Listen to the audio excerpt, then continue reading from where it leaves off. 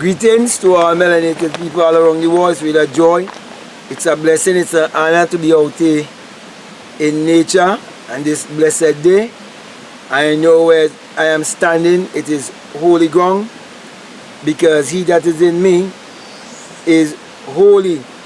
Also, I'm quite grateful to be hearing the song of the river behind me, knowing that everything is energy, vibration, and frequency, and that the river ends in the sea, and that the sea represents eternity. It has no beginning, it has no end. And so too is our journey in this life, whereby we must move from humanity into discovering our divinity. That's the reason why I want to speak to you this day concerning God in man. When people refer to themselves of having the Holy Spirit, saying that Christ is within them, what they're really speaking about, and how many do not even know what they are speaking about, and many have belief and doesn't even know what their belief is really based upon. Okay, as you know, I always speak from the Bible by teaching you that the Bible addresses the human mind and must be interpreted psychologically, that the Bible is not literal, neither is it secular history. Also that the Bible was written symbolically, and that the Bible have no reference to anyone who existed thousands of years ago or to any actual event that took place upon the face of the earth. The entire Bible is one great psychological drama. For everything has to first be a thought, it has to first be imagined or first an idea. Now, if we're going to look at God in man, we have to look and know that God is invisible, and that the Bible says in St. John 4:24 that God is a spirit, and they that worship him must worship him in spirit and in truth. Which means if we have to worship God in spirit and in truth, we have to be like God. And for us to be like God, we definitely have to be God. And if God is in us, there must be a form in which God is in us. And many say God is in us in spirit, but what is spirit? It is energy.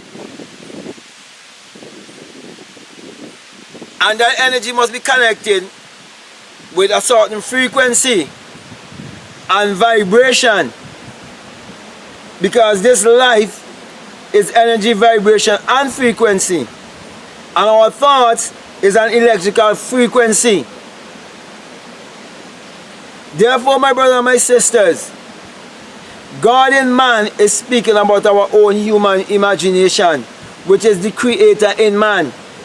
That's the reason why it tells you in St. John 1 and verses 3 that all things were made by him, and without him there isn't anything made that was made. That him is not a man 2,000 years ago. That him is a personification of your own human imagination, because everything in this world that was made was first imagined, and everything else that ever going to be made must first be imagined. Therefore, if there's only one God and one creator and one almighty, and that God is in us, then we must be able to operate in that God-given power. And the only creative power that there is, that everyone upon the face of this earth has to use, is the power of imagining.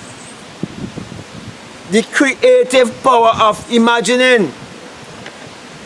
The camera that I'm looking into was first imagined. The clothes you wear was first imagined. The money you use was first imagined. The aeroplane, the jet, was first imagined. And these televangelists like to boast about how God wants them to be rich, and God wants to bless them with a private jet. If God bless them with a private jet, remember the jet was first a thought. If God bless them with millions and millions of dollars, remember the money was first a thought. It was first imagined. So they can't be speaking about a God in the sky. They can't be speaking about a God outside of themselves. And this is what I want to get people to understand. That God is the creative power in man. That God is the wisdom and power within you. That's the reason why I refer to Jesus Christ as the wisdom and power of God. Because Jesus Christ is the creative power in you, which is your own human imagination. That's the reason why, my brothers and my sisters, if you've been listening to my messages all the time, and you haven't understand what I've been trying to tell you, I've been trying to tell you all along that you are the master and the creator of your own destiny, and that you can use your mind power to create your reality consciously by using your own human imagination. Therefore, you must learn to pray as you've been directed by Psalm 4:4, to commune with your own heart upon your bed and go into the stillness, go into meditation. And how do you communicate with your own heart? You have to first have the desire for that which you would like to manifest. And it could be anything: house, land, money, anything at all in this world. And you have to close your eyes and see things through your mind's eye. Go look, you should be looking through the eye of imagination. And imagine that which you would like to see in your life and believe it. And get into the feeling of your wish fulfilled. You must get into that emotion. Because emotion is energy in motion. And fall asleep in the assumption. But remember to do it over and over, repetitively.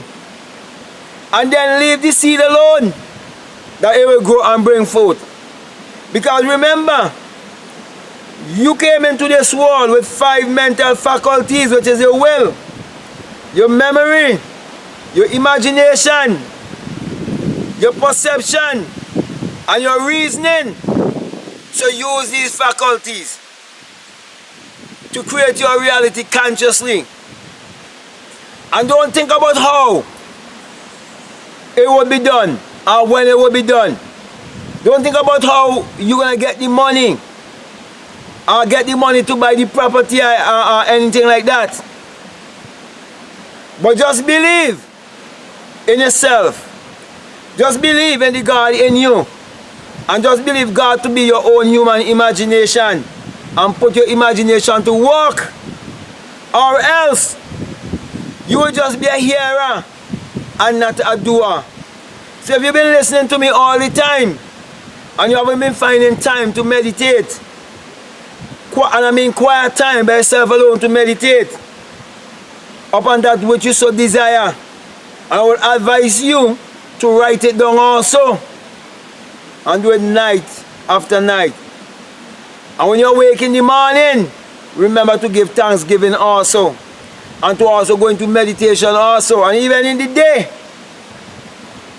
you can go into meditation also, teaching you that you can manifest whatever you so desire, because you come to discover the God that is in you. And that's the only how we can know for sure that the Creator is in you. So my brother, my sisters, my advice to you is put your creative power to work, that you can live heaven and earth and experience for yourself that imagination creates reality, and that God is your own human imagination, the Creator in man. So with that being said, my brother and my sisters, I want to thank you very much for listening to me. And I want to continue to vibrate in high. I want to encourage you to check out my link below if you want more information on what I am teaching and would like to also educate yourself more into what I am teaching. Okay? Now with that being said, I want to now give you the sign of enlightenment, of which Matthew 6:22 says, if I be single your whole body will be full of light. And this is the single I message of self-realization that I'm bringing to you. And I'm saying to you, my brothers and my sisters, when you have the experience, you come to realize that it is the rising of the S-U-N and a S-O-N. And you come to realize that it is the dawning of a new day in your life. And that without the sun, there is no life and there is no light. And without the human imagination, there isn't anything made that was made. And that the sun parallels the human imagination. And the human imagination parallels the sun. And we are the people of the sun. Therefore, my brothers and my sisters, I'm encouraging you to use your mind power to achieve your every desire and prove that God is within you. So with that being said, I want to say peace, love you, I'm out.